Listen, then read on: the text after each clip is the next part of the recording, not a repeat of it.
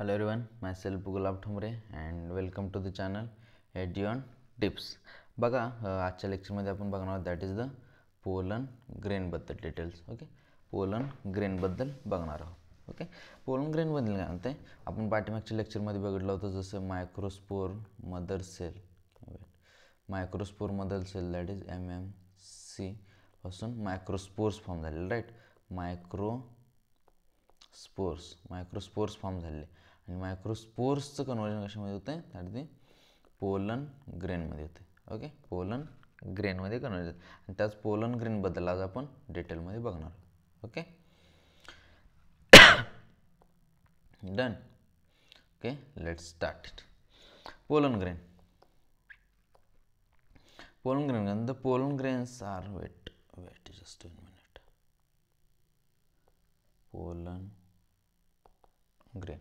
Pollen grains represent the male gametophyte. That is the male gametophytes.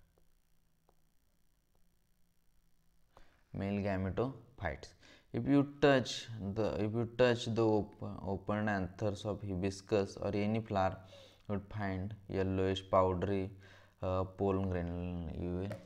म्हणजे आपण suppose कोणत्याही प्लांटला जर एका वेळेस टच केलं तर ते जे येल्लोइश सारखं आपल्या हातावरती येतं ना that is the pollen grains. तेच पोलन ग्रेन्स असतात. Sprinkle this grains on drop water, take you glass slide, observe under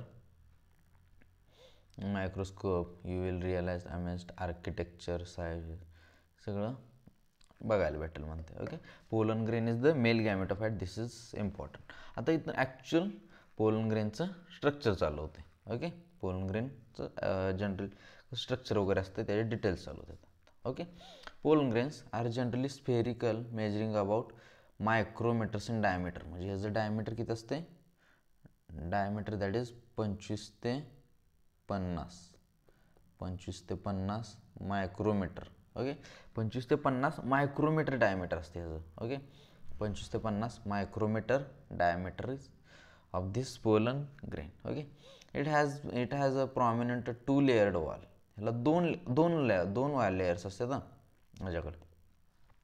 एक one is the exine and intine. Okay, exine and intine.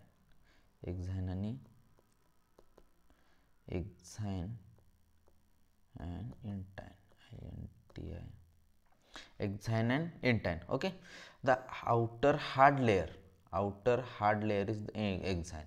आता एक्झाइन बद्दल डिटेल्स काय दिले बघा. Outer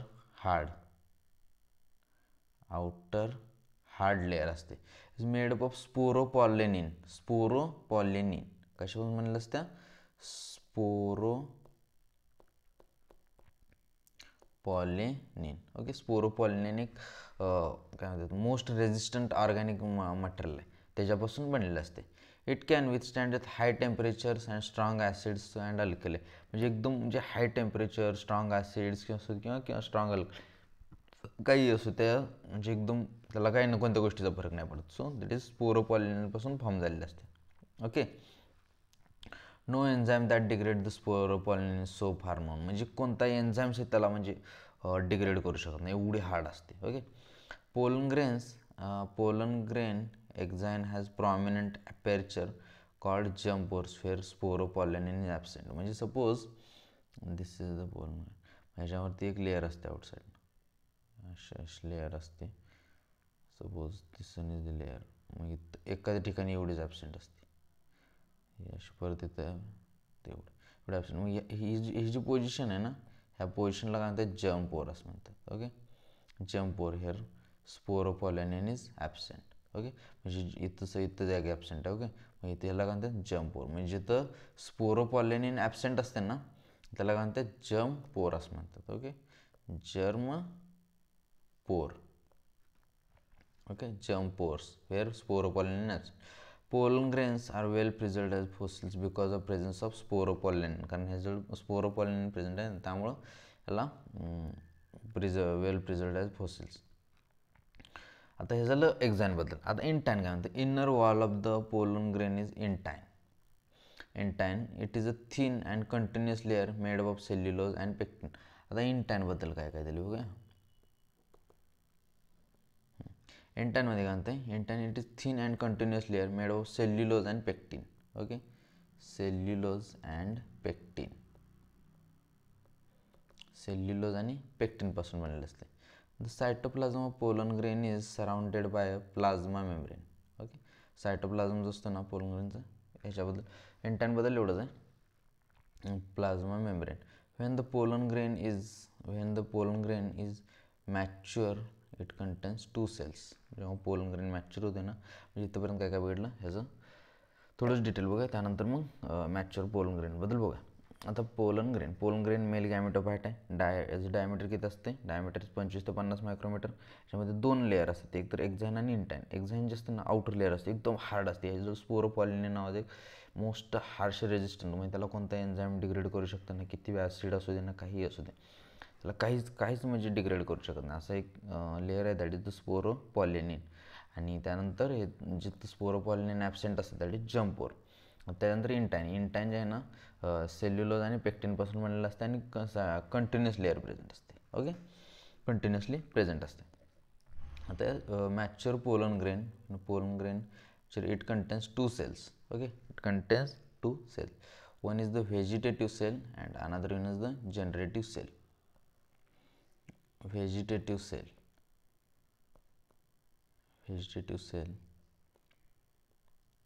generative cell. Okay, vegetative cell and generative cell. The vegetative cell is bigger. आता vegetative cell कशी असते, vegetative cell is bigger. Okay, bigger and has abundant food reserve and a large irregularly shaped nucleus. Bigger and irregularly shaped nucleus. Okay, nucleus. Okay, right. The generative cell is small and floats in the cytoplasm of the vegetative cell. म्हणजे vegetative सेलचं जो हे असतो ना, त्याच्या सायटोप्लाझममध्ये float small असते, small and float in cytoplasm. Okay, float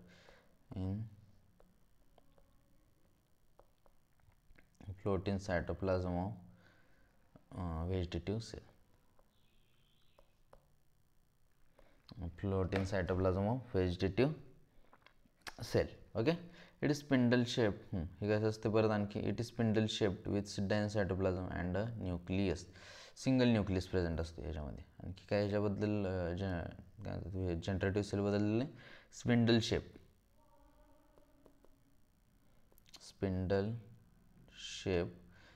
shape आणि हे काय असते with dense cytoplasm and single nucleus. Okay, nucleus. Okay, over 60% of the angiosperms pollen grains shed at 2-celled stage. म्हणजे ह्या कंडिशनला 60% जे अँजिओस्पर्म असतात ना, हे आहे ते pollen grain shed at this 2-celled stage. Okay, pollen grain shed 2-celled stage.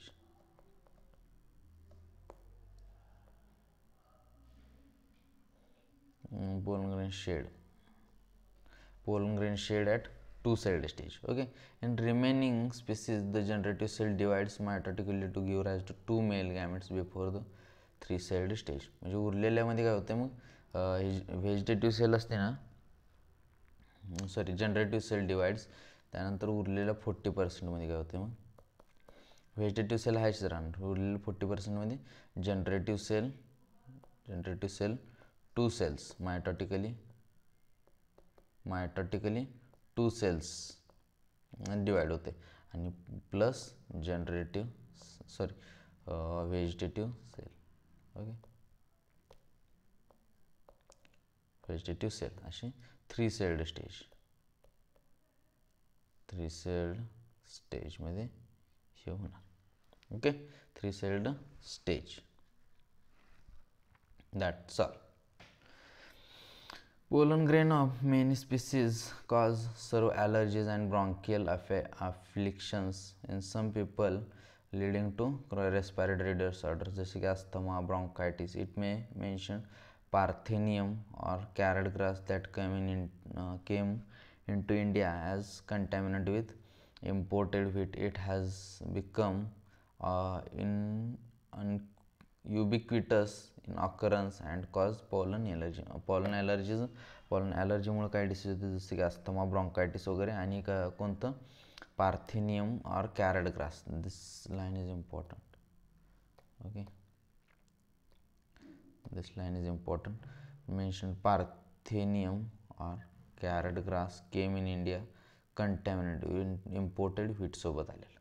Okay, occurrence pollen allergy. Okay, done. आपण काय काय बघितलेलं आपण, पहिला pollen grain is the male gametophyte, right. त्यानंतर ह्याच्यामध्ये 25 ते 50 मायक्रोमीटर ह्याची डायमीटर असते. ह्याच्यामध्ये 2 लेअर असतात, एक तर एक्झाईन, इंटाईन. एक्झाईनची एकदम बाहेर साईडला हार्ड लेअर असते, एकदम म्हणजे स्पोरोपॉलिनपासून बनलेलं असते, एकदम म्हणजे हार्ड, ज्यामध्ये ना कोणता एन्झाईम डिग्रेड करू शकतो ना काय नाही. ओके, त्यानंतर जम्पोर म्हणजे जिथं एक्झाईन इज ॲबसेंट. इंटाईन काय म्हणतात, हे असते काय कंटिन्युअस बनलेलं असते आणि या सेल्युलर आणि पेक्टिनपासून बनलेलं. नंतर व्हेजिटेटिव्ह सेल आणि जनरेटिव्ह सेल. ओके, जेव्हा पोलन ग्रेन मॅच्युअर होतं ना, त्यामध्ये 2 सेल असतात, एक तर व्हेजिटेटिव्ह सेल आणि जनरेटिव्ह सेल. व्हेजिटेटिव्ह सेल जे असते ना, एकदम बिगर असते आणि इरेग्युलर शेप न्यूक्लियस असते त्याच्यामध्ये, बिगर आणि irregular shape nucleus. Generative cell जे असते ना, स्मॉल असते आणि हे कसे असते, फ्लोट इन द सायटोप्लाझम. म्हणजे बिग असते ना व्हेजिटेटिव्ह सेल, सो त्याच्या सायटोप्लाझममध्येच एकदम फ्लोट बीट करत असते. ओके, आणि जेव्हा हे कसं असते, spindle shaped and single nucleus present होते. तर 60% प्लांट हे जे असतात ना, अँजिओस्पर्म्स आहे ते पोलन ग्रेन ह्या 2 सेल्ड स्टेजला, म्हणजे व्हेजिटेटिव्ह सेल आणि जनरेटिव्ह सेल फॉर्म झाले ना, ह्या 2 सेल्ड स्टेजला काय म्हणतात, शेड करतात. परंतु जे उरलेलं 40% आहेत ना, त्यामध्ये जनरेटिव्ह सेल डिवाईड होते आणि 2 मायटॉटिकल डिवाईड होऊन 2 सेलला हे करते, 2 मेल गॅमेट्स हे होते. Okay, give rise to 2 male gamete plus vegetative cell, आणि हे म्हणून 3 सेल्ड स्टेज तयार होते. Okay, done. ओके, आणि पोलन ॲलर्जीबद्दल दिलं आहे. That's all. म्हणजे इथं काय झालं, पहिल्या स्टार्टिंगला पोलनबद्दल डिटेल्स, त्यानंतर ते 2 layers, that is exine, intine, आणि त्यानंतर त्याच्या 2 सेल आहेत, that is the vegetative cell आणि जनरेटिव्ह सेल. बस, दॅट्स ऑल. एवढंच लक्षात ठेवा. Okay, thank you so much. Bye bye.